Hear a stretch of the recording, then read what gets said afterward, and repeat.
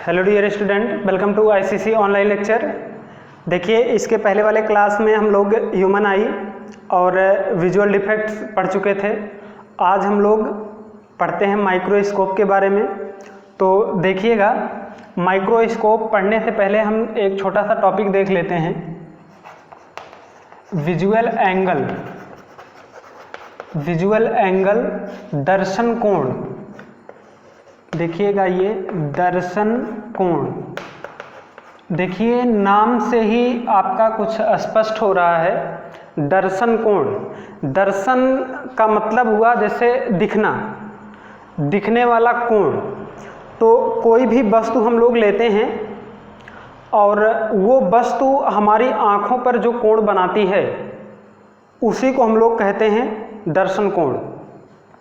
और ये ज़रूरी नहीं है कि वस्तु ही कोण बनाए। जैसे कोई लेंस हमारे पास हो और उस लेंस के द्वारा कोई इमेज बने, जैसे देखिएगा, ये हो गया ह्यूमन आई ले लेते हैं और ये आपका हो गया आई लेंस।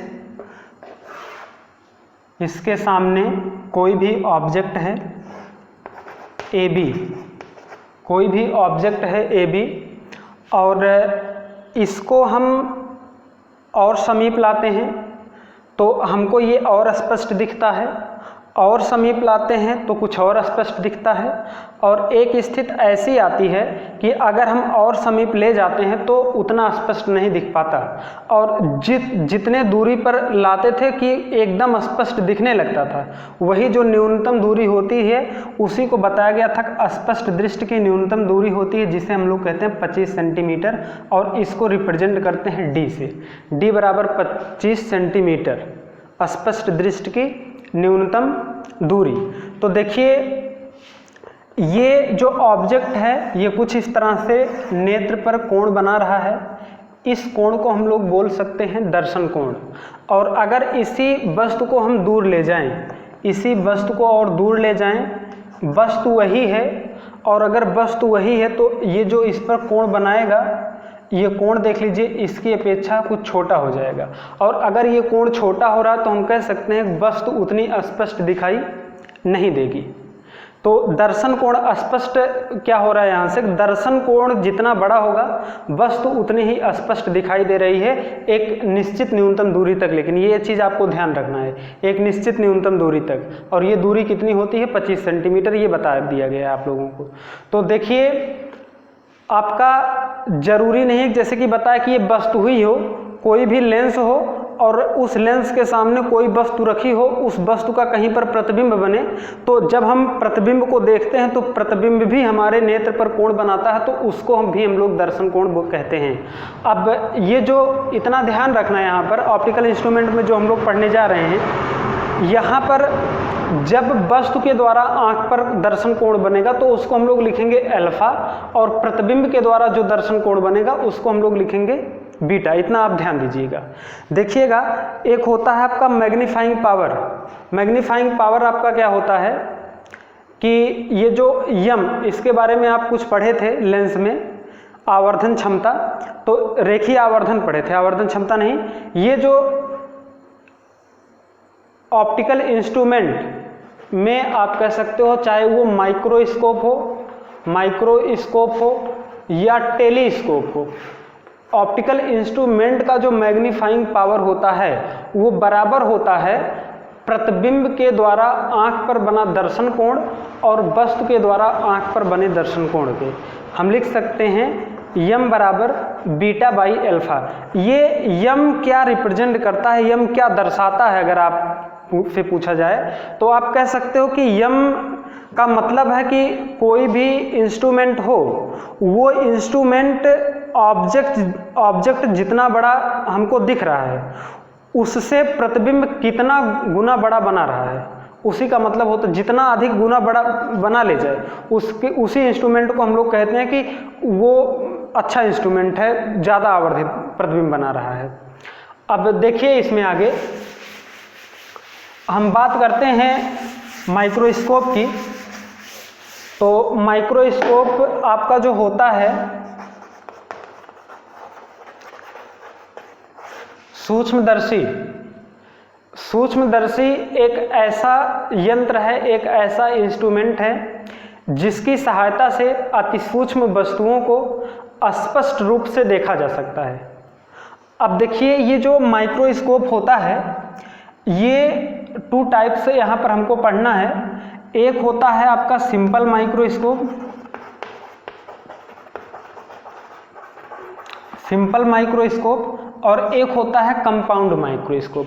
तो पहले हम लोग पढ़ते हैं सिंपल माइक्रोस्कोप के बारे में।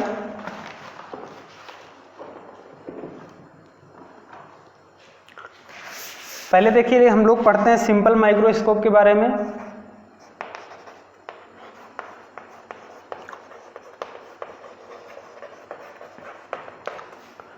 सरल सूक्ष्मदर्शी, ये जो आपका सरल सूक्ष्मदर्शी होता है ये एक उत्तल लेंस होता है, कम फोकस दूरी का एक उत्तल लेंस।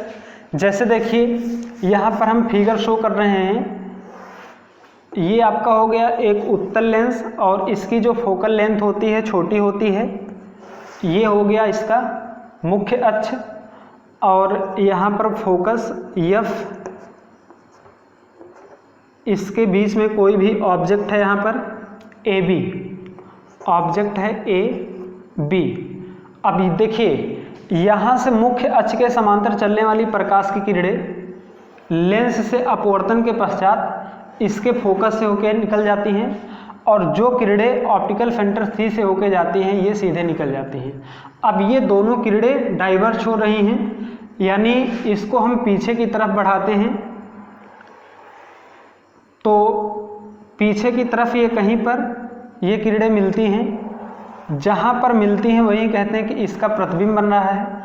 और ये जो प्रतिबिंब बनता है यहाँ पर, ये जो प्रतिबिंब बनता है ये आभासी प्रतिबिंब बनता है। यहाँ पर आप डॉटेड लाइन शो कर सकते हो, ये प्रतिबिंब बन रहा है, इसको हम लोग मान लेते हैं A' और ये आपका हो जाता है B'। अब देखिए यहाँ पर जो नेत्र होगा, नेत्र यहाँ पर होगा, मानो नेत्र यहाँ पर होगा लेंस के एकदम समीप, और यहीं से हम लोग इस ऑब्जेक्ट को देखेंगे। और देखिए ये जो इमेज है ये इस नेत्र पर ये कोण बना रहा है, इस कोण को हम लोग लिख लेते हैं बीटा। ये कोण कितना है? बीटा है। इमेज के द्वारा नेत्र लेंस पर बना कोण।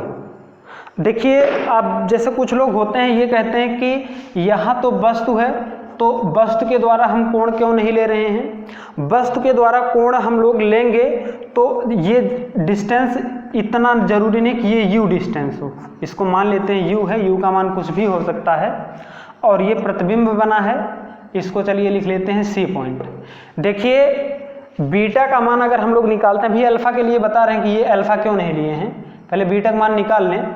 बीटा का मान अगर हम लोग निकालते हैं, चूंकि देखिए हमारा ऑब्जेक्ट बहुत छोटा है, अब माइक्रोस्कोप से हम समझ सकते हो कि जो आंख से हमारे दिखाई नहीं दे रही है उसको हम माइक्रोस्कोप से देख रहे हैं तो वो तो बहुत छोटा है। और अगर ये बहुत छोटा है तो यहाँ से जो कोण बन रहा है ये कोण तो बहुत बड़ा नहीं होगा, छोटा ही होगा, चूँकि ये तो बहुत छोटा है। इतना बड़ा हम दिखा दिए, ये तो बहुत छोटा होगा, दिखेगा नहीं। अब ये कोण बहुत छोटा होगा तो हम लोग लिख सकते हैं, अगर इसको हम रेडियन में मेजर करते हैं तो बीटा बराबर लिख सकते हैं tan बीटा के। बीटा बराबर tan बीटा बराबर लंब बटे आधार। लंब देखिए a' b' लिखना चाहो तो लिख सकते हो a' b' बटे a''c चाहें तो हम लोग लिख सकते हैं AB बटे AC, ये भी लिख सकते हैं AB बटे AC, इससे भी आपका बीटा एंगल बन रहा है। अब अगर अल्फा की बात करें तो ये अल्फा क्या होता है? ऑब्जेक्ट के द्वारा नेत्र लेंस पर बना कोण। अब देखिए ऑब्जेक्ट के द्वारा, अभी हम आप लोगों को बताए थे कि अगर हमारे पास ऑप्टिकल इंस्ट्रूमेंट ना हो, हमारे पास ऑप्टिकल इंस्ट्रूमेंट ना हो तो हमको कोई भी ऑब्जेक्ट स्पष्ट दिखने के लिए कितनी दूरी पर रखना पड़ता है? 25 सेंटीमीटर। और ये 25 सेंटीमीटर की डिस्टेंस पर तब हम रखेंगे इस ऑब्जेक्ट को, और 25 सेंटीमीटर की डिस्टेंस पर रखते हैं जब इसको, ये आपका ए बी है, और तब जो ये हमारे नेत्र पर कोण बनाएगा यही कोण तब हमारा कहलाएगा अल्फा, ऑब्जेक्ट के द्वारा नेत्र लेंस पर बना कोण, और ये हमारा है ऑब्जेक्ट ए बी। तो इस कंडीशन में अगर अल्फा का मान निकालते हैं, ये 25 सेंटीमीटर जो होता है ये स्पष्ट दृष्टि की न्यूनतम दूरी प्रदर्शित करते हैं हम लोग डी से। तो यहाँ से देखिए अगर हम लोग अल्फा का मान लेते हैं तो अल्फा बराबर हो जाएगा tan अल्फा, और यहाँ से tan अल्फा का मान मिलेगा A B by D, A B by D. देखिए दो समीकरण यहाँ से हमको मिल रहे हैं, एक ए बी बाई ए सी और एक ए बी बाई डी। तो यहाँ से वैल्यू अगर हम लोग रखते हैं यम बराबर जैसा कि हमको पता है प्रतिबिंब द्वारा आंख पर बना दर्शन कोण यानी बीटा बटे वस्तु द्वारा आंख पर बना दर्शन कोण यानी अल्फा, ये ऑप्टिकल इंस्ट्रूमेंट के मैग्नीफाइंग पावर के लिए फार्मूला होता है। तो यम बराबर ये अगर हम लोग लगाते हैं बीटा बाई अल्फा, तो बीटा का मान देखिए कितना है, बीटा का मान है A B by A C by alpha का मान है A B by D, A B by D. और यहाँ से ए बी से ए बी कैंसिल हो रहा है, ए बी से ए बी कैंसिल, यम का मान जो मिलेगा यम बराबर मिलेगा डी बाई ए सी, और इसको हम लोग लिख सकते हैं यम बराबर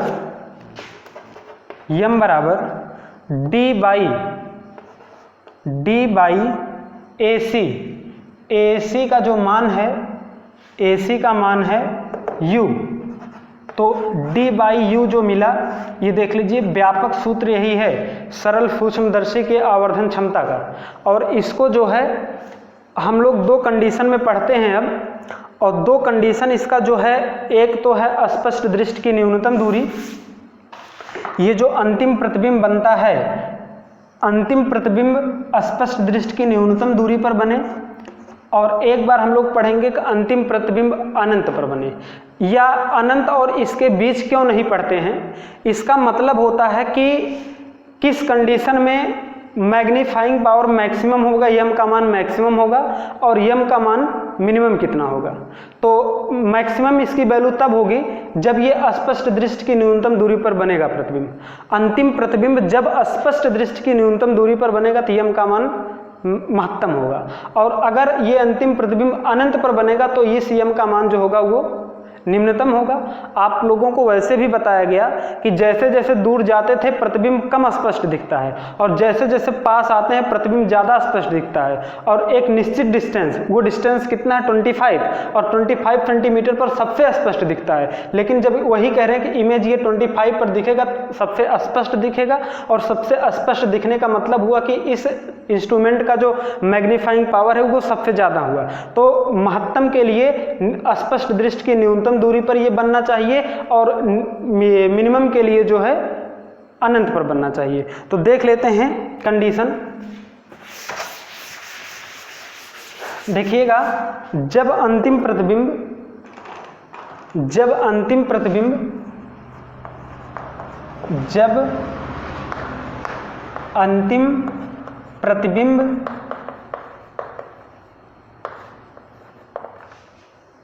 स्पष्ट दृष्टि की न्यूनतम दूरी, इसको लिख लेते हैं शार्ट में डी पर बने, और अगर अंतिम प्रतिबिंब डी पर बने तो ये तो प्रतिबिंब को किससे लिखते हैं, प्रतिबिंब की दूरी को v से। अब देखिए v का मान कितना -d, v का मान कितना -d, और मान लेते हैं फोकस दूरी कितना f मान लेते हैं। उत्तल लेंस है तो उत्तल लेंस की फोकस दूरी पॉजिटिव, लेकिन जो वस्तु की दूरी होती है वो हमेशा कैसी होती है, निगेटिव। तो ये मान भी किसमें, निगेटिव में। और यहाँ पर हम फार्मूला लगाते हैं 1/f बराबर 1/v माइनस 1/u, 1/f बराबर 1/v, v का मान कितना -d, और इस फार्मूले से ये देख लीजिए u का मान हमको निगेटिव रखना है, तो निगेटिव रखेंगे ये हो जाएगा प्लस u, और फिर यहाँ से हमको मान निकालना 1/u का, 1/u का मान निकालते हैं, मिलेगा हमको 1/f प्लस 1/v डी, दोनों पक्षों में डी से मल्टीप्लाई यहाँ कर लेते हैं। देखिए दोनों पक्षों में डी से मल्टीप्लाई कर लेते हैं। डी से मल्टीप्लाई करेंगे तो कितना मिलेगा हमको यहाँ डी बाई यू बराबर डी बाई एफ, और यहाँ पर प्लस डी बाई डी यानी कैंसिल हो जाएगा, कितना मिलेगा डी बाई एफ प्लस 1 बराबर डी बाई यू के। और मैग्नीफाइंग पावर के लिए जो फार्मूला मिला है सिंपल माइक्रोस्कोप के लिए वो देख लीजिए कितना मिला है, एम बराबर मिला है डी बाई यू, और डी बाई यू के स्थान पर हम लोग मान रखेंगे डी बाई एफ प्लस 1, तो एम बराबर 1 plus D by F, M बराबर 1 प्लस डी बाई एफ। ये फार्मूला किसके लिए मिला, जब अंतिम प्रतिबिंब स्पष्ट दृष्टि की न्यूनतम दूरी पर बनता है तब हम लोग लगाएंगे एम बराबर 1 प्लस डी अपान एफ। अब अगर यही प्रतिबिंब अनंत पर बन जाए, एक चीज ध्यान दीजिएगा, ये जो है अधिकतम आवर्धन के लिए है, आप चाहो तो यहां लिख सकते हो अधिकतम आवर्धन क्षमता यहाँ पर हमको मिलेगा, यानी प्रतिबिंब सबसे ज़्यादा स्पष्ट दिखेगी। और अगर ये प्रतिबिंब अनंत पर बने, या आप कह सकते हो कि मिनिमम मैग्नीफाइंग फार्मूला हमारा कितना होगा, मैग्नीफाइंग पावर के लिए फार्मूला कितना होगा, तो अनंत पर जब ये प्रतिबिंब बनेगा तो यहाँ पर देखिए स्पष्ट दृष्टि की न्यूनतम दूरी पर जब बनता था तो v बराबर माइनस डी, लेकिन जब यही अनंत पर बने तो d के स्थान पर हम लोग कितना लेंगे, अनंत लेंगे। और जब ये अनंत वैल्यू यहाँ पर रखते हैं v के स्थान पर जहाँ d रखे थे यहाँ पर अनंत रखते हैं। चलिए देखिए पूरा आप देखना चाहो देख लो, 1 by F equal to 1 by V के स्थान पर कितना अनंत, माइनस 1 बाई यू के स्थान पर माइनस यू, तो ये माइनस माइनस आपका हो जाएगा प्लस 1/f बराबर किसके, 1/u के। दोनों पक्षों में d से मल्टीप्लाई करेंगे, d by F equal to किसके, d बाई u के। और m बराबर व्यापक, यही देखिए व्यापक सूत्र कितना मिला है, d बाई यू मिला है, और अनंत के लिए इस d बाई यू मान किसके बराबर, d बाई एफ के बराबर। इसका मतलब क्या हुआ कि अगर अंतिम प्रतिबिंब अनंत पर बनता है तब आवर्धन क्षमता m बराबर कितना, d अपान एफ। ये आपका हो गया स्पष्ट दृष्टि की न्यूनतम दूरी के लिए, और ये हो गया अनंत के लिए। देखिए आगे हम लोग बात करते हैं इसके बाद ये कंपाउंड माइक्रोस्कोप की, सरल ये संयुक्त सूक्ष्मदर्शी की। तो संयुक्त सूक्ष्मदर्शी में देख लेते हैं आगे, उसको भी पूरा कर लेते हैं ताकि टेलीस्कोप बचे।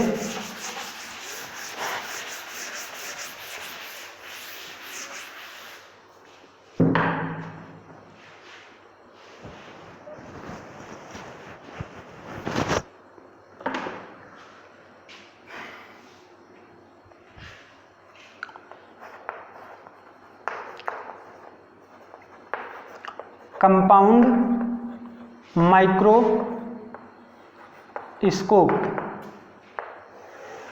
संयुक्त सूक्ष्मदर्शी।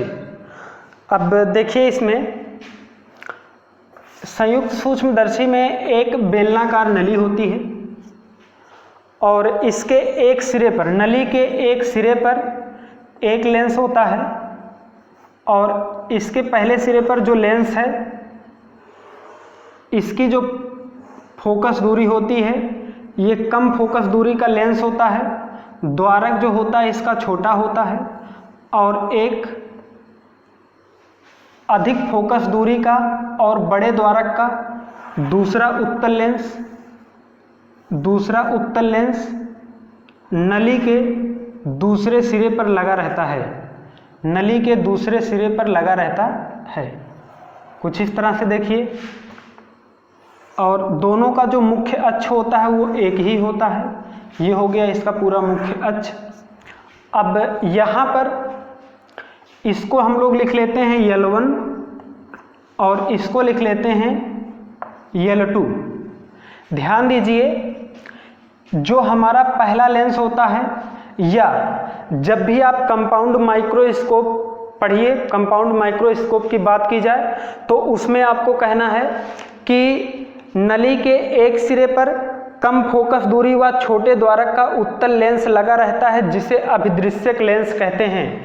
इस लेंस का नाम जो है वो अभिदृश्यक लेंस, ऑब्जेक्टिव लेंस।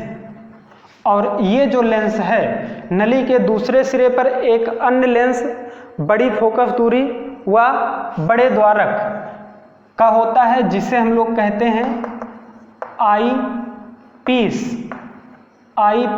इसको कहा जाता है नेत्रिका या अभिदृश्यक लेंस, नेत्रिका लेंस।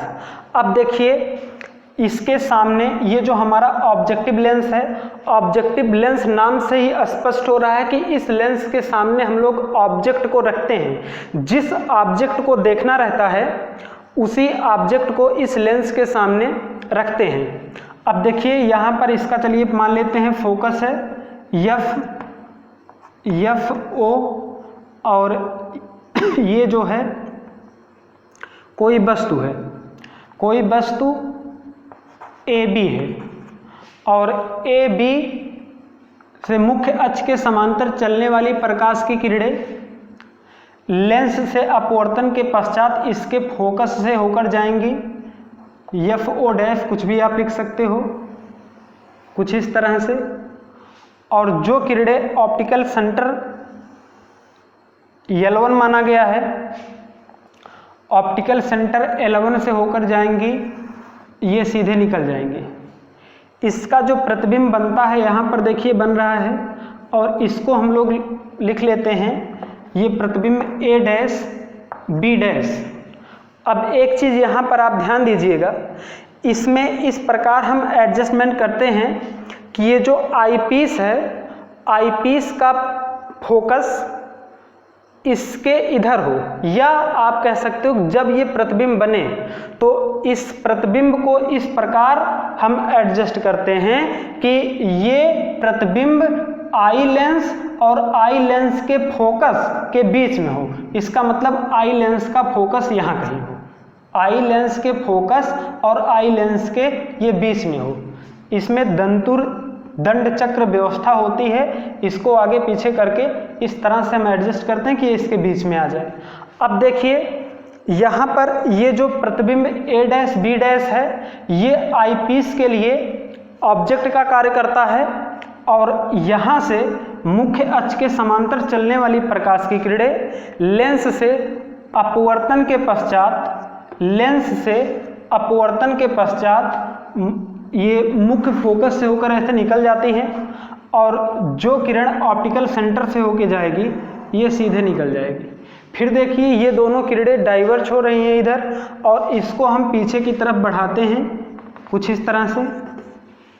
इन किरणों को हम पीछे की तरफ बढ़ाते हैं, देखते हैं कि कहीं पर ये कट करते हैं, और वहीं पर इसका प्रतिबिंब बनता है। वहीं पर इसका देखिए कुछ इस तरह से प्रतिबिंब बनता था, बन रहा है यहाँ पर ऐसे। और इस प्रतिबिंब का जो नाम हम लोग देते हैं A डबल डैश और B डबल डैश दे देते हैं, A double dash B double dash. अब देखिए ये अंतिम प्रतिबिंब है, डॉटेड शो कर सकते हो चूंकि आभासी है। ये जो अंतिम प्रतिबिंब है ये नेत्र पर कितना कोण बना रहा है उसको आई लेंस कहा गया है। तो आप देख सकते हो कि जो नेत्र लेंस होगा ये यहाँ कहीं होगा, नेत्र लेंस यहाँ कहीं होगा। यहाँ से हम लोग देख रहे हैं तो ये इसके अत्यंत समीप है, तो हम जो कोण यहाँ बनेगा वही कोण मानेंगे कि हमारे नेत्र पर बन रहा है। ये कोण जो बन रहा है ये कोण किसके द्वारा बन रहा है, आप देखिए यही कोण अंतिम प्रतिबिंब के द्वारा ये कोण बन रहा है। इस कोण को हम लोग नाम देते हैं बीटा। और अगर हम बीटा का मान निकालते हैं, देखिए बीटा का मान निकालते हैं, वस्तु तो बहुत छोटा है, तो बीटा बराबर tan बीटा, जैसे कि इसके पहले निकाले थे, बीटा बराबर tan beta A double dash B double dash A double dash B double dash बटे A डबल डैश और L2 इतना लिख सकते हैं। और इसको देखिए एक चीज़ और लिख सकते हैं हम लोग, बीटा बराबर tan बीटा बराबर यही जो एंगल यहाँ पर बन रहा है यही यहाँ से होके जा रहा है, तो हम लोग चाहें तो a double dash b double dash बटे a डबल डैश L2 लिखें या a dash b dash by a dash b dash by a dash L2 लिखें। तो यहाँ से हम लोग लिख लेते हैं a dash b dash by a dash L2। यहीं से देख लीजिए, इसी ट्रायंगल में तो लिया जा रहा है बीटा का मान, tan बीटा निकालेंगे लंब बटे आधार, यही मिल रहा है। अब यहाँ से हम लोग फिर से देखते हैं अल्फा। अल्फा देखिए जो आपका होता है, अभी हम बताए थे इसके पहले वाले में भी कि ऑब्जेक्ट के द्वारा नेत्र लेंस पर बना कोण, और जो ऑब्जेक्ट होगा वो कितने डिस्टेंस पर होगा, वो 25 सेंटीमीटर या आप कह सकते हो डी डिस्टेंस पर है। तो उसके लिए हम लोग क्या लेंगे, चूंकि वस्तु है, अब ये वस्तु का नाम क्या है इसमें देख लो, वस्तु का नाम क्या लिया गया है AB, और AB के द्वारा आंख पर बना कोण, और AB के द्वारा आंख पर कितने डिस्टेंस पर ये लिया जा रहा था, D डिस्टेंस पर। इस तरह से कुछ लिए थे। यहाँ पर देखिए जैसे ये D आपका शो किया गया था यहाँ पर I, और ये अब वस्तु, हमारे पास इंस्ट्रूमेंट है नहीं तो यही एंगल बना था अल्फा। तो अल्फा अगर हम लोग लेते हैं, अल्फा बराबर कितना होगा हमारा tan अल्फा, और tan अल्फा बराबर कितना AB बटे D। अब पुनः हम लोग देखते हैं जो मैग्नीफाइंग पावर का फार्मूला होता है, m बराबर होता है बीटा बाई अल्फा, m बराबर होता है बीटा बाई अल्फा। और मान रख लेते हैं m बराबर बीटा का मान, देखिए बीटा का मान है a डैश b डैश बटे a डैश L बटे अल्फा का मान AB बाई D। अब यहाँ से हम लोग इसको सॉल्व कर लेते हैं।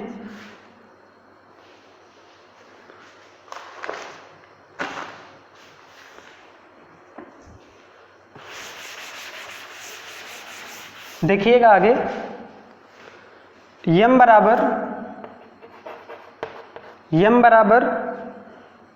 a डैश b डैश बटे AB इंटू में D by a dash L। अब यहाँ से देखिए मान रखते हैं m बराबर ये क्या है, प्रतिबिंब की लंबाई बटे वस्तु की लंबाई, और हमको पता है कि m बराबर होता है I बटे O बराबर V बटे U। ये आवर्धन जो है प्रतिबिंब की लंबाई बटे वस्तु की लंबाई, और यहाँ से देखिए m बराबर प्रतिबिंब की लंबाई A डैश B डैश बटे AB के स्थान पर लिख लेते हैं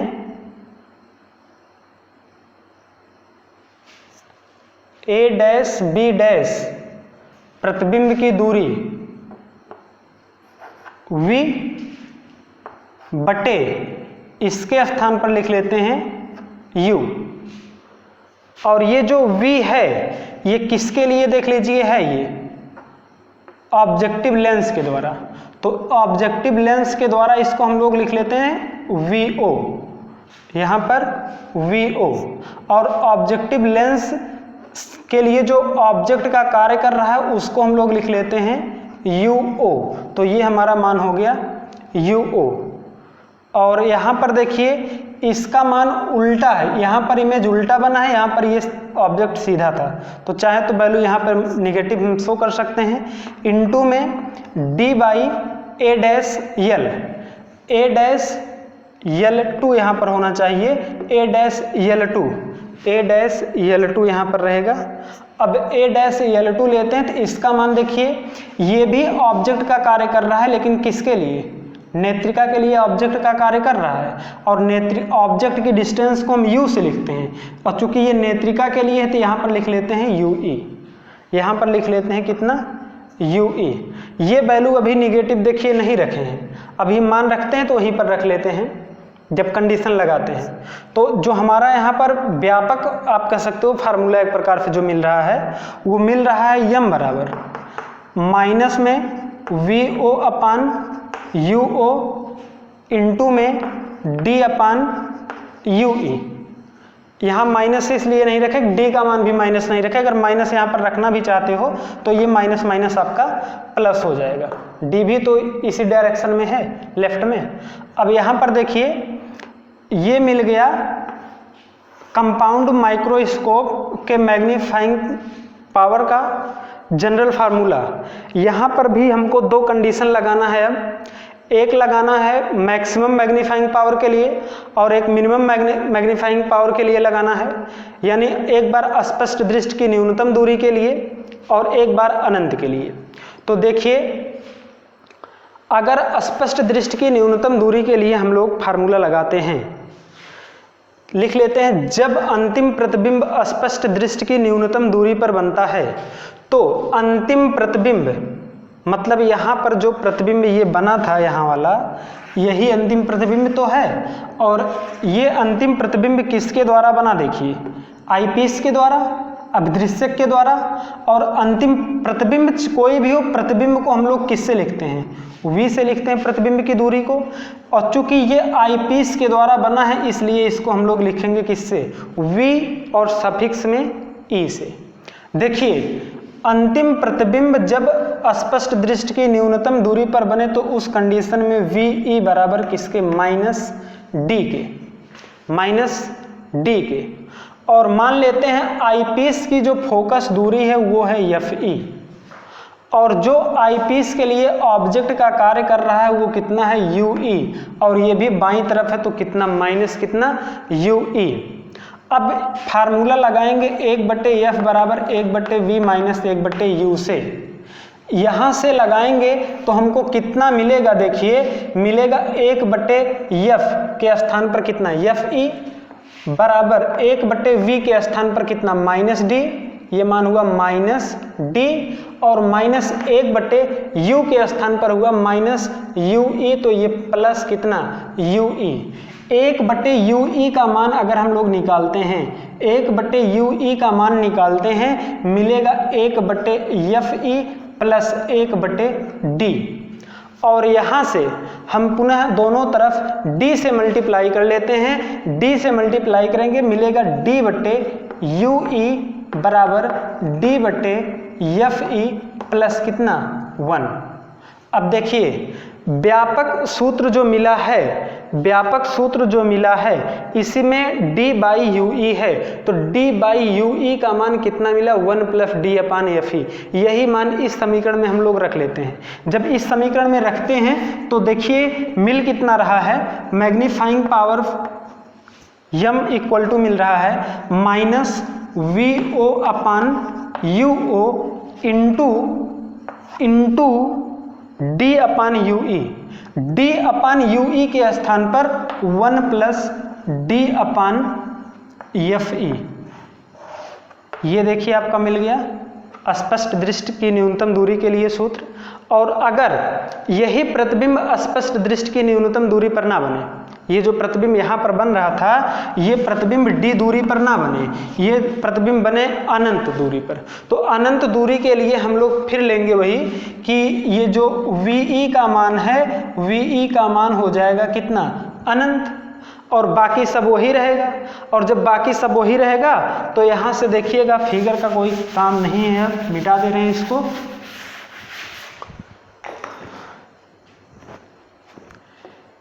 VE का मान हो जाएगा अनंत बताया जा रहा है, और बाकी सब वही रहेगा, यानी UE माइनस में और U का मान -UE और F का मान कितना, FE रहेगा। ये सब आईपीस के लिए शो किया जा रहा है। तो 1/F बराबर 1/V माइनस 1/U जब लगाएंगे, 1/FE बराबर 1/V के स्थान पर कितना, अनंत, -1/U के स्थान पर -UE, तो प्लस कितना, UE। ये मान हो गया 0। दोनों तरफ D से मल्टीप्लाई करेंगे, D/FE बराबर D/ UE, तो देखिए d अपान UE का मान कितना आया, d अपान FE। तो इसी समीकरण में जहाँ d अपान UE था उसके स्थान पर हम लोग कितना रख सकते हैं, d अपान FE। तो जब अंतिम प्रतिबिंब अनंत दूरी पर बनता है तो उसके लिए हमारा जो मैग्नीफाइंग पावर के लिए फार्मूला होता है m बराबर माइनस VO अपान UO इंटू में d अपान FE। ये देखिए हमारा फार्मूला मिल रहा है। तो आपका सिंपल माइक्रोस्कोप और कंपाउंड माइक्रोस्कोप पूरा हुआ। बाकी आप पढ़ते रहिए, अगर कहीं पर समस्या होगी तो बताइएगा। देखिए समस्या थोड़ी सी है कि रेगुलर क्लास आप लोगों को नहीं मिल पा रहा है और एग्ज़ाम की डेट हमारी लग गई है, इसी वजह से थोड़ा सा डिस्टर्बेंस है। वैसे भी 1 बज जाता है क्लास लेते लेते, अगर लेते भी हैं तो 1 बजे के बाद ही, लगभग 1 बजे 2 बजे ऐसे हो पा रहा है, तो थोड़ी समस्या है। बाकी पढ़ते रहिए। Thank you so much.